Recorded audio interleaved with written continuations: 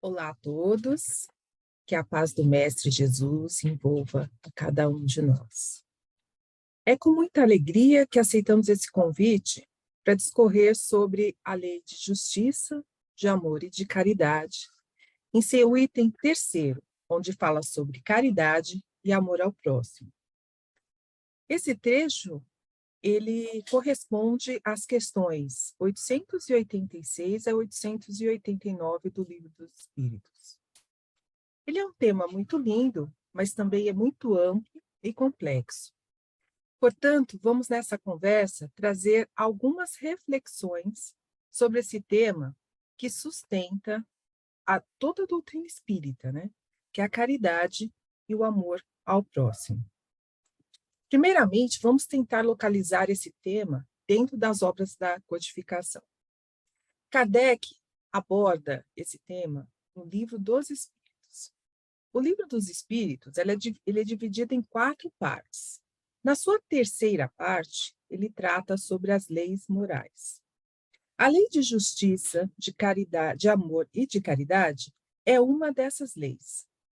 Então, se formos até a questão 648 do Livro dos Espíritos, lá no seu final, vai ser explicado para nós o seguinte: a lei de justiça, de amor e de caridade é a mais importante, por ser a que faculta ao homem adiantar-se mais na vida espiritual, visto que resume todas as outras. Por essa resposta, entendemos a importância dessa lei que vamos tratar hoje. Ela é uma lei, como nos ensinam os espíritos, que resume todas as outras. Então, entendemos que sem amor, sem justiça e sem caridade, nenhuma outra lei se sustentaria. Além disso, das leis morais, essa é a única que tem um nome composto: de justiça, de amor e de caridade. As outras são simples, né? Lei de adoração, lei do progresso, lei de destruição, etc. Isso nos leva a entender que esses 3 elementos devem andar juntos: justiça, amor e caridade.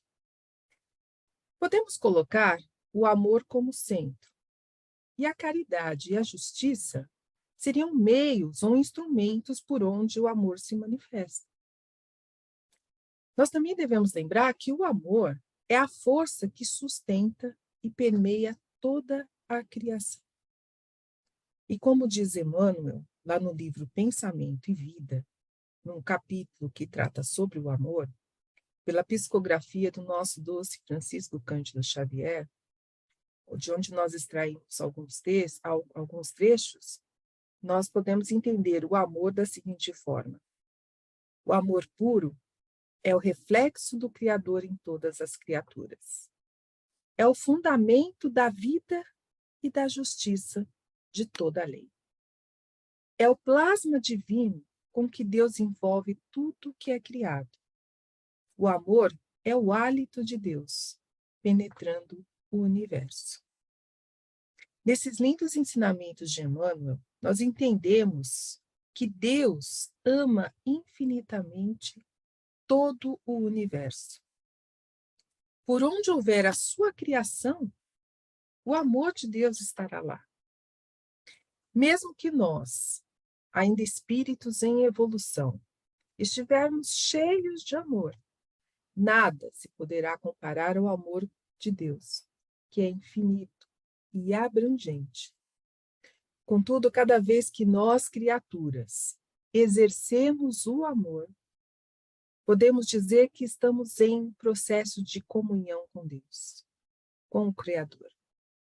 Estamos nos manifestando como filhos dele.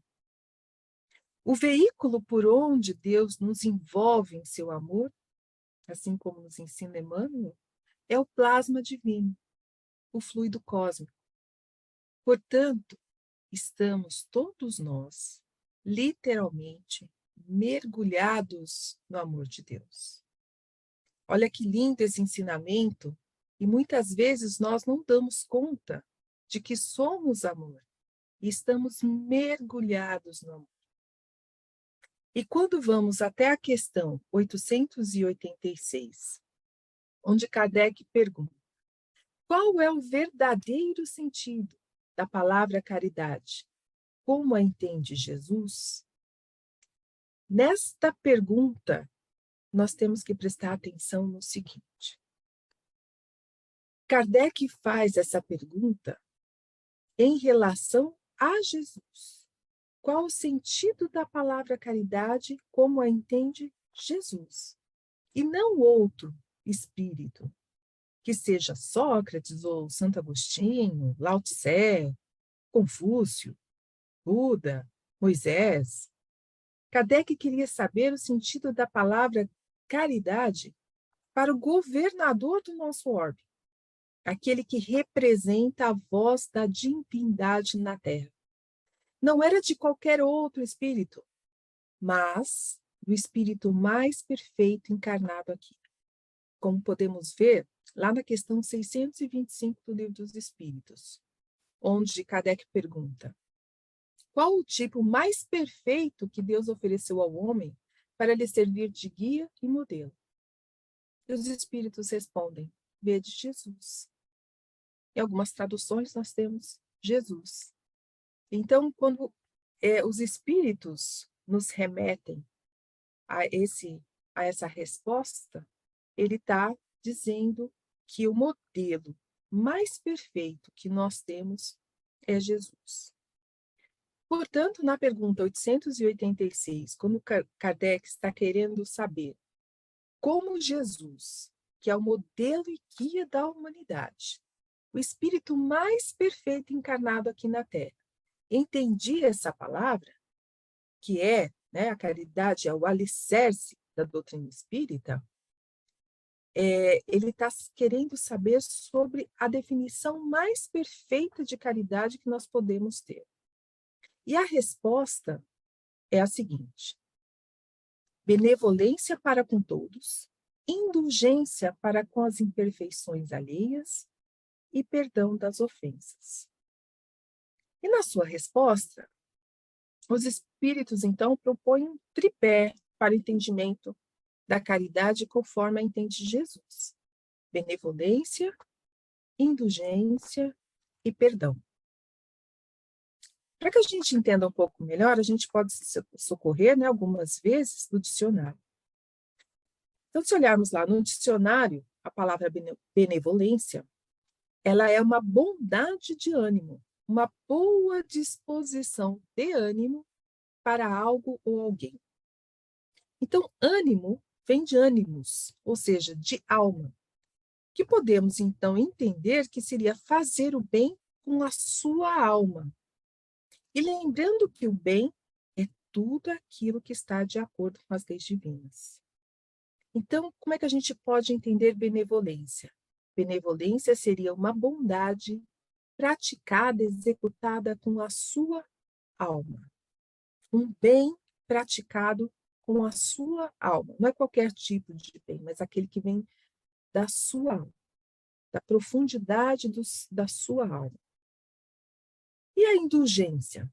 Se a gente também se socorrer lá do dicionário, nós vamos ter que indulgência seria a disposição para desculpar as falhas alheias.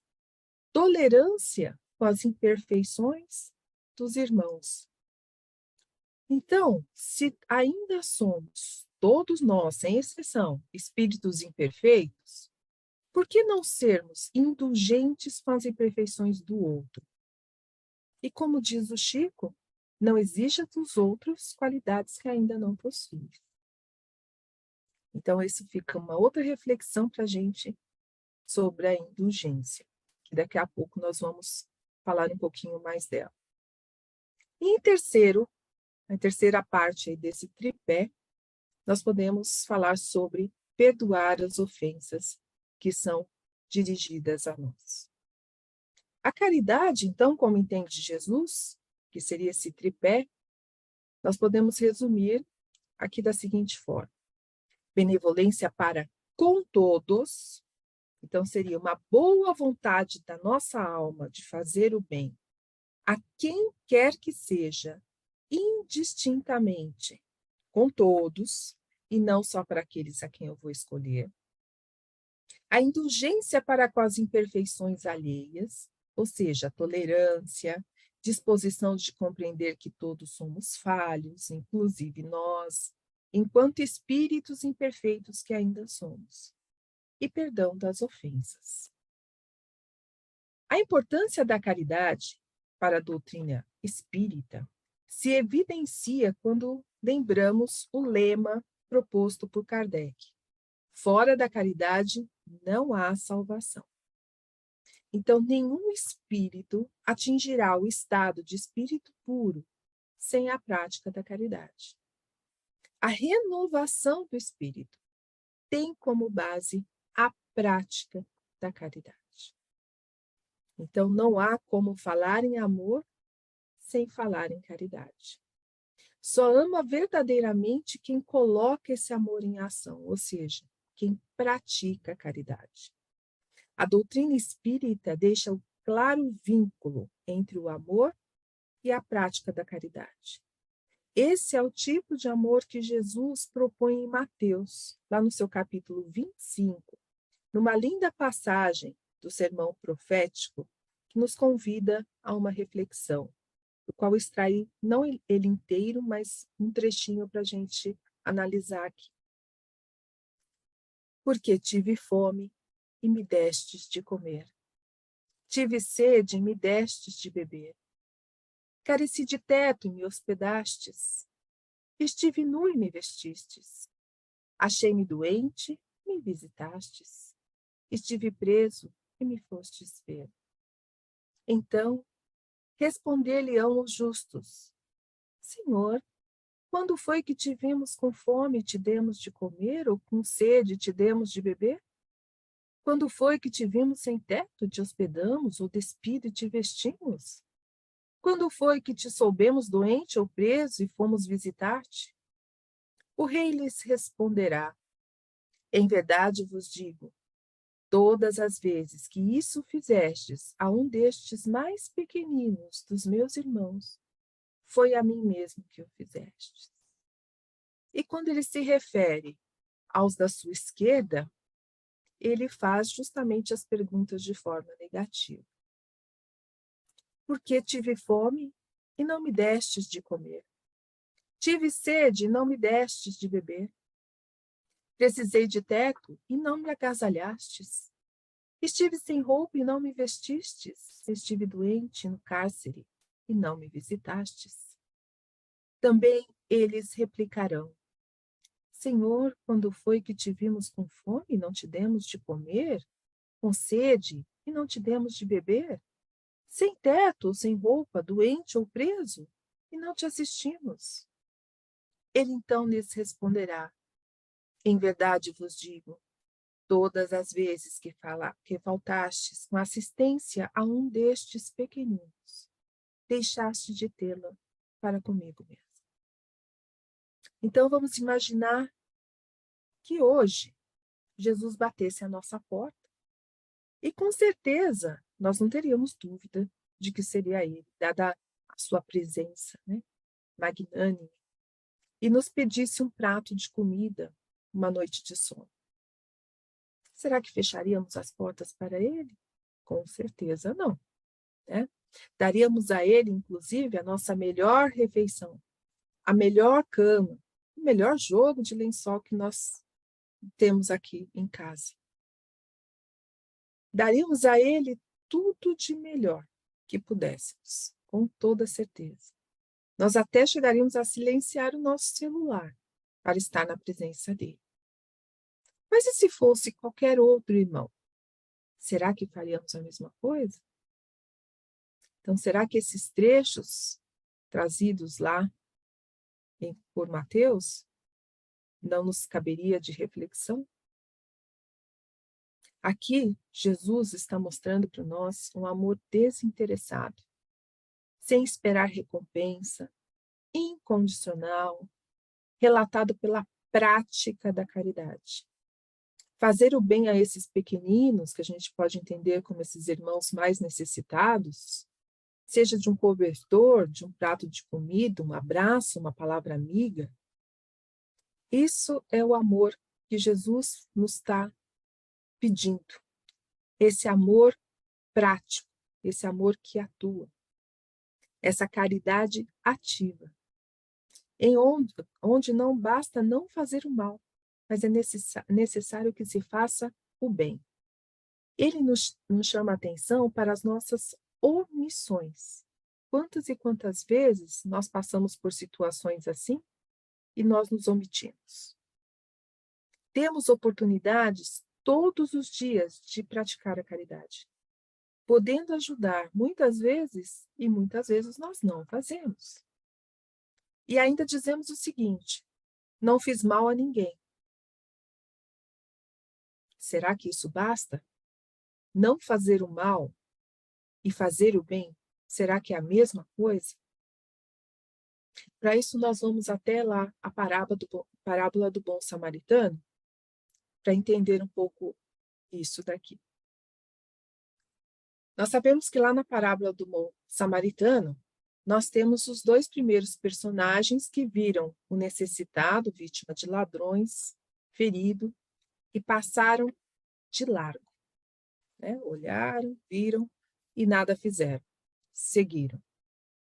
O primeiro, um sacerdote, que era um conhecedor das coisas de Deus, o segundo, um levita, que era um conhecedor da lei. Então, apesar de todo o conhecimento, os dois olharam e nada fizeram, passaram de lá. Fizeram o mal para ele? Não, foram os ladrões, né? Mas fizeram o bem? Também não. Mas um samaritano, que é o terceiro personagem, considerado impuro, esse sim praticou a caridade, socorreu o ferido. Então, do que nós tiramos daqui?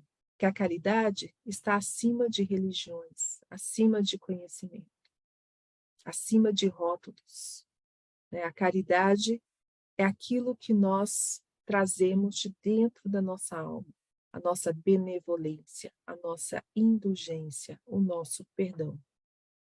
E ainda, como nos ensina Emmanuel, lá no prefácio do nosso lar, o que nós precisamos mesmo é de espiritualidade. Né? Não é de uma religião, não é de conhecimento, mas precisamos mesmo é de espiritualidade. Portanto, quando pegamos essa primeira virtude do tripé da caridade, assim como a entende Jesus, que é a benevolência para com todos, nós podemos também lembrar da passagem do Livro dos Espíritos, na terceira parte, ainda das leis morais, no seu capítulo 1, lá na questão 643, onde ele trata o bem e o mal. E diz assim: não há quem não possa fazer o bem. Somente o egoísta nunca encontra ensejo de o praticar. Basta que se seja em relações aos outros homens para que se tenha ocasião de fazer o bem. E não há dia da existência que não ofereça, a quem não se ache cego pelo egoísmo, oportunidade de praticá-lo. Porque fazer o bem não consiste para o homem apenas em ser caridoso, mas em ser útil na medida do possível, todas as vezes que o seu concurso venha a ser necessário. Portanto, não praticar o bem mostra o nosso egoísmo. E quando olhamos para a segunda virtude do tripé da caridade, segundo a entende Jesus, nós vamos falar da indulgência com as imperfeições alheias. Neste momento, nós devemos lembrar que ainda somos espíritos imperfeitos. Todos nós, inclusive nós mesmos, né? Muitas vezes, somos ótimos em observar as falhas dos outros, mas não as nossas. Não podemos esquecer que o compromisso do espírito é com o seu autoaperfeiçoamento, na sua renovação, e não no aperfeiçoamento do outro. Cada um terá o seu caminhar, suas experiências e suas escolhas. É um processo de autoconhecimento. Aquilo que nos dói, incomoda, causa dor e decidimos mudar, é o que nos faz perceber que o amor cura, o amor transforma. Quem insiste no erro, insiste na dor. Nosso destino final, isso a gente não pode esquecer nunca, é a angelitude, situação de espíritos puros. Todos os espíritos, obedecendo à lei do progresso, se tornarão espíritos puros um dia. Então, nós concluímos que nossas imperfeições e as imperfeições dos nossos irmãos são temporárias. Somos feitos para amar. Nossa essência é o amor. E toda vez que nós estivermos amando, estaremos bem, estaremos em paz. E todas as vezes que nós não estivermos amando, estaremos nos agredindo. Teremos problemas de saúde, né? Estaremos sofrendo, angustiados, aflitos. Porque não amar é sofrer. E por esses motivos todos, nós devemos ter indulgência para com essa dor do outro. A indulgência é essa compaixão com a dor que o irmão ainda sofre por ainda ser imperfeito, assim como nós. Falhos como nós. Se não optarmos pela indulgência, ficaremos sozinhos. Perdidos até em nós mesmos. Intolerantes. Todos nós somos imperfeitos e, portanto, falhos. Temos que ter indulgência, inclusive, conosco. Nós, como espíritos imortais, e cada um a seu tempo, nós vamos superar essas imperfeições. E quantas vezes, dentro do nosso próprio lar, nos falta essa indulgência? Entre aqueles que escolhemos para passar por essa experiência de aprendizagem na Terra. Criticamos, julgamos, não perdoamos, arrastamos mágoas que nos ferem, e muitas vezes aquele parente que nos causou tudo isso, e ele já é até outro, ele já se renovou, mas nós guardamos ainda aquele momento que pode ter ocorrido há 30, 20 anos atrás, e ficamos remoendo aquele momento, cristalizando aquele sentimento que nos causa dor e nos adoece, seja do corpo, seja da mente, ou seja da alma. Por isso, nos instruiu os espíritos, indulgência com as imperfeições de todos, inclusive a nossa. Hoje é muito provável que nós também não somos os mesmos que éramos há 20 anos atrás, 10 anos atrás, 5 anos atrás, quem sabe até de ontem. Não somos mais aquele, mas continuamos a nos castigar por falhas antigas, a carregar uma culpa que ainda nos pesa nos ombros, nos entristece. Então, decida ser esse espírito renovado. Exerça o auto-perdão. Entenda que ainda é falho, mas a sua essência é divina. A sua essência é de amor. E como nos ensina o Dr. Bezerra de Menezes, quando quase todos pedem pelos infelizes, nós nos atreveremos a suplicar pelos infelicitadores. Então, se suplicarmos por aqueles irmãos que ainda promovem o mal, não teremos mais necessidade de suplicar por aqueles que pelo mal são atingidos. Indulgência e amor. Conseguir orar por aqueles que ainda não entenderam a magnitude de sua essência amorosa e divina. E, finalmente, a última virtude do tripé, que é a caridade, que seria o perdão das ofensas. Lá no Evangelho segundo o Espiritismo, lá no capítulo 10, onde trata sobre o perdão, ele traz uma lição para nós, que diz assim: mas há duas maneiras bem diferentes de perdoar. Há o perdão dos lábios e o perdão do coração. Muitas pessoas dizem com referência ao seu adversário: eu lhe perdoo, mas interiormente alegram-se com o mal que lhe advém, comentando que ele tem o que merece. Quantos não dizem, perdoo, e acrescentam, mas não me reconciliarei nunca, não quero tornar a vê-lo em toda a minha vida. E ainda tem um outro ensinamento nesse mesmo capítulo. O perdão verdadeiro, o perdão cristão, é aquele que lança um véu sobre o passado.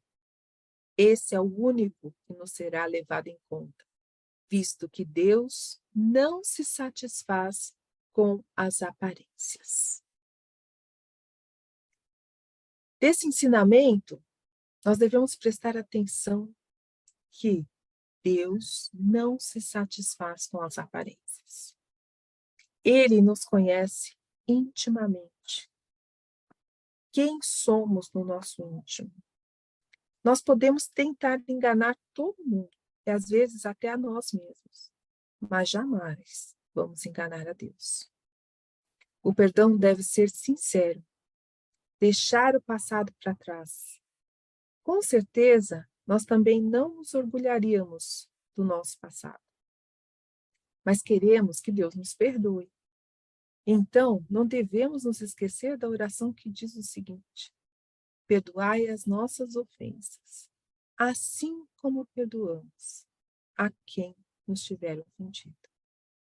Então, nos perdoe, Pai, na medida que somos, que perdoamos os nossos irmãos. Então, quando conversamos com Deus nessa linda oração, e nós pedimos que Ele nos perdoe, na medida que nós perdoamos os nossos irmãos, nós estamos falando disso, né? Não é apenas falar com a boca, mas perdoar com o coração. Ainda lá na questão 886, entre o comentário de Kardec sobre a caridade, ele diz que a caridade, segundo Jesus, não se restringe à esmola. Então, a gente entende que desde a época de Kardec, temos uma visão muito restrita do que significa caridade. Hoje, quando dizemos caridade, alguém já levanta a mão e pergunta: qual a chave do Pix, não é? É CNPJ, é número de celular, é um QR Code? Não é assim que funciona? Então, por sermos espíritos ainda muito ligados à matéria, essa grita alto no nosso entendimento. A caridade parece se resumir à caridade material. E hoje ela é muito mais rápida e descomplicada de nós resolvermos isso, através de um Pix. A caridade material é, sim, muito importante para nós espíritos que ainda vivemos na matéria. Não se trata de desconsiderar essas necessidades materiais que todos nós ainda temos, de um prato de comida, de pagar a luz, de pagar a água, de se vestir, pagar uma condução, etc. Mas a caridade, assim como entende o mestre, abrange muito mais do que isso. Muito mais do que a esmola. Muito mais do que compartilhar aquilo que nos sobra. Quando falamos de caridade, falamos também de caridade moral.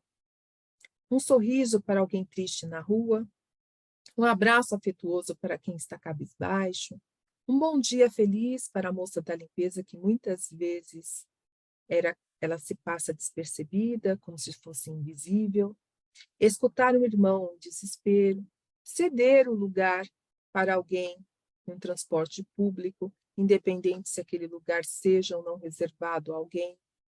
Então, cada pequeno gesto desses parecem simples, se eles são repetidos constantemente, vai nos empurrando a um processo evolutivo que nos leva em direção a essa luz divina. Ele vai nos moldando enquanto espíritos. E quando isso acontece, a gente pode pegar um ensinamento aqui de Aristóteles, né? Que diz o seguinte, que se nós repetirmos várias vezes alguma coisa, fazendo melhor naquilo que nós desejamos melhorar, ele se torna um hábito. Então, nós estamos ainda em nossa infância espiritual. A caridade não é só o quilo de feijão, só o fubá, a roupa que não serve mais, o sapato furado, né? A caridade vai muito além da esmola. É a consideração, é a importância que damos àqueles que naquele momento estão mais vulneráveis do que nós, assim como também a forma que prestamos a caridade, que é sem humilhar o outro, né? Lá na questão 887, Kardec indaga. Jesus ensinou ainda, amai os vossos inimigos. Ora, o amor pelos nossos inimigos não é contrário às nossas tendências naturais e a inimizade não provém de uma falta de simpatia entre os espíritos? Como que a gente entende isso, né? Aqui observamos a orientação dos espíritos sobre algo que é sempre muito confuso para nós, né? Como amar o nosso inimigo? Ou ainda, devo amar o meu inimigo como amo o meu amigo? E a orientação é clara, não é amar os inimigos com a mesma ternura e confiança de um amigo, mas não desejar-lhe mal, não investir contra ele, não revidar. Esse é um costume muito comum nosso, né? Revidar.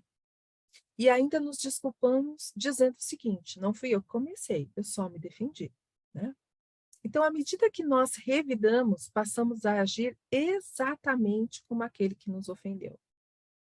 Então, o que nós devemos fazer? Devemos perdoar, pagar com o bem, desejar o melhor para aquele irmão, orar por ele de todo o seu coração. Na verdade, nós não sabemos os motivos que fizeram aquele irmão agir daquela forma naquele momento. Não sabemos de suas dores e de suas lutas. Se ele precisar de uma ajuda, um socorro, faça incondicionalmente. Esse é o ensinamento. E lá no capítulo 12 do Evangelho segundo o Espiritismo, que trata justamente dessa questão, amai os vossos inimigos, para a gente entender melhor a leitura desse capítulo, é essencial, os Espíritos nos trazem instruções de como devemos agir nesses casos. E aqui eu trouxe um pequeno trecho só. O Pai que está nos céus e que faz levantar o sol para os bons e para os maus, e que faz chover sobre os justos e injustos. Porque, se só amardes os que vos amam, qual será a vossa recompensa? Não procedem assim os publicanos? Então, esse trecho extraído de Mateus, que faz essa reflexão que o próprio Pai, que está nos céus, ele faz levantar o sol para os bons e para os maus, e faz chover para os justos e injustos. Por que nós devemos fazer essa separação? Se ele nos ensina como agir, né? Porque só amar aqueles que nos amam seria algo muito simples. Isso qualquer espírito seria capaz de fazer. Então, amar os nossos inimigos é a expressão mais sublime da prática da caridade. É uma vitória contra o egoísmo e contra o orgulho. Jesus não diz que devemos ter a mesma ternura, a mesma confiança, né, com os nossos inimigos do que temos em relação aos nossos amigos. Ele nos faz um convite a amar sem esperar recompensa, desinteressadamente. Um amor que nós podemos dizer amor ágape, né? Aquele que Paulo usou em suas epístolas, que muitas vezes foi traduzido para o latim como caridade, que é o tipo de amor que nada espera em troca. Diferente, por exemplo, do amor eros, que é esse amor romântico, que espera a troca. Ou mesmo do amor filia, daquele de entre amigos, fraternal, que também espera a troca. E como o nosso tempo está ficando curto, vamos assim resumir as questões 888 e 889, que tratam sobre a esmola sem humilhação e a tendência que nós temos de culpar aquele que necessita de esmola. Nós podemos observar a resposta dos espíritos na questão 888, quando Kardec pergunta: que pensar da esmola? E assim é respondido: o homem reduzido a pedir esmola se degrada moral e fisicamente, se embrutece. Numa sociedade baseada na lei de Deus e na justiça, deve-se prover a vida do fraco sem humilhação para ele. Então devemos fazer o que diante disso? Servir sem humilhar, servir sem ostentar, servir sem tirar selfies, servir sem colocar o outro, que naquele momento está mais necessitado, em situação constrangedora. Servir sem julgar, dizendo que o outro é preguiçoso, acomodado, não merecedor. Servir como serviu o Mestre, servir de todo o seu coração e de toda a sua alma. Esse é o desafio. Quem serve, antes de tudo, é servido. Quem serve é muito mais socorrido do que a quem está socorrendo. Somos todos espíritos com débitos passados e estamos aqui para tentar uma recuperação, uma reabilitação moral. A preocupação não deve ser em se fazer um post correndo lá no Instagram. Nós precisamos repensar as nossas intenções e atitudes na prática da caridade. E para encerrarmos esse lindo e complexo tema, e muito amplo também, nós vamos deixar que Paulo fale sobre os atributos da caridade. A caridade é paciente, a caridade é prestativa, não é invejosa, não se ostenta, não se incha de orgulho, nada faz de inconveniente, procura o seu próprio interesse, não se irrita, não guarda rancor, não se alegra com a injustiça, mas se regozija na verdade. Tudo desculpa, tudo crê, tudo espera, tudo suporta. E que Deus nos proteja e guarde, hoje e sempre. Obrigada.